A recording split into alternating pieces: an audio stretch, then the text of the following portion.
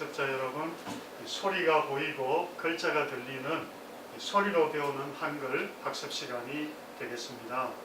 자, 지난 5강까지는 제가 여러분에게 모음 중심의 우리 글자 학습을 우리가 진행했습니다. 오늘부터는 우리가 자음 중심으로 우리가 한글 글자를 학습해 보도록 하겠습니다. 자, 자음 첫 글자 보시도록 하겠습니다. 자, 자음은 이름이 기억인데, 이렇게 생긴 자음은 이름은 기억인데, 우리가 기억이라는 이름을 기억하다 보니까 기억이 가지고 있는 소리에 대한 것들을 소홀히 할 수가 있습니다. 그래서 이게 이름이 기억이라는 것은 아는데 기억의 소리가 무엇인지 우리가 간혹 놓치는 수가 있겠죠. 그런데 글자를 읽기 위해서는 이름보다 소리가 더 중요하거든요. 그래서 기억의 이름보다 소리가 중요하다, 이렇게 볼 수가 있습니다. 그럼 기억의 소리는 뭘까요? 다시 한번 들어볼까요? 기억의 소리는 그입니다. 그. 그럼 기억은, 이 자음은 보통 5가지 발음기관에서 나오는 소리 현상의 모양을 본떠서 만들었다, 이렇게 볼 수가 있거든요. 그래서 세종대왕님께서 아설순치후 해서 5가지 발음기관의 모습을 본떠서 만들었다, 이렇게 말씀해 주실 때 맨 먼저 이 기억의 소리는 아음에서 본떴다, 어금니의 모양에서 본떴다, 이렇게 우리 세종대왕께서 설명을 하고 계십니다. 그래서 기억으로 돌아갔어요. 기억이 왜 이 모양을 갖게 되었는지 한번 살펴보도록 할까요? 기억으로 돌아가겠습니다. 자, 이 기억은요, 우리가 입을 벌렸을 때 보이는 어금니 모습입니다. 자, 이걸 볼까요? 자, 여기서 우리가 소리가 날 때 이 소리가 어금니를 타고 움직이면서 나오는 소리다, 이렇게 볼 수가 있습니다. 그래서 이것이 그 소리다. 그 소리는, 기억 소리는 어금니 쪽으로 바람을 불어내면서 내는 소리다, 그렇게 말씀드릴 수가 있습니다. 자, 다시 한번 정리해 보겠습니다. 이름은 기억, 소리는 그.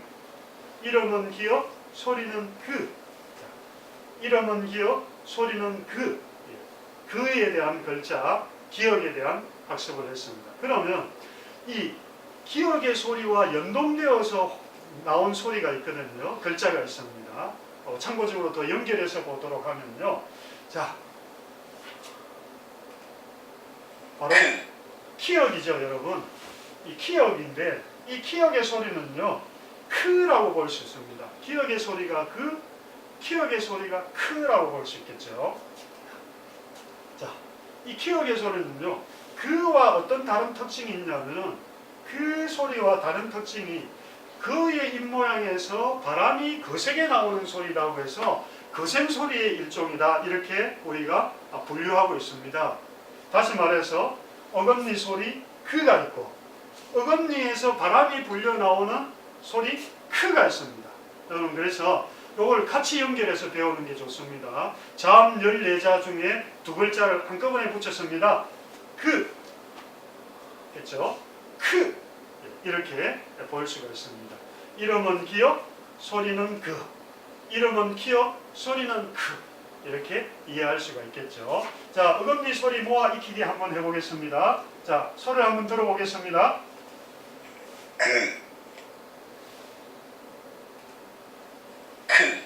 좋습니다. 이름은 기억이지만은 소리는 그. 이름은 기억이지만은 소리는 크. 그래서 글자 속에서 불려질 때 소리로 쓰인다는 것을 기억하시면 좋겠습니다. 자, 자음 어금니 소리 2개 했습니다. 그, 크. 그럼 여기서 우리가 조금 확장해서 보면요.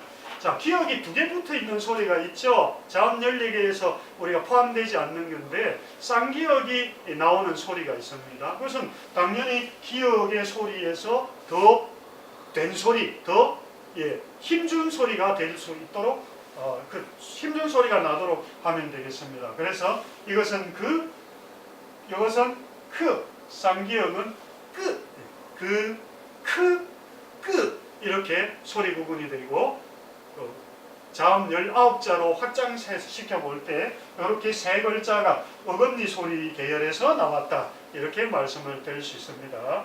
자, 자음 14개 가운데서 두 자. 먼저 무슨 소리? 어금니 소리. 이름은 기역. 소리는 그. 이름은 기역. 소리는 크. 기역에서 바람이 나오는 모습. 이렇게 정리할 수 있습니다. 자, 자음 두 글자 배웠습니다. 자, 자음은 어떻게 생겼어요? 기역의 소리는 어금니를 타고 움직이는 소리다. 이렇게 기억하시면 좋겠습니다. 자, 자음 첫 시간 마치도록 하겠습니다. 수고했습니다.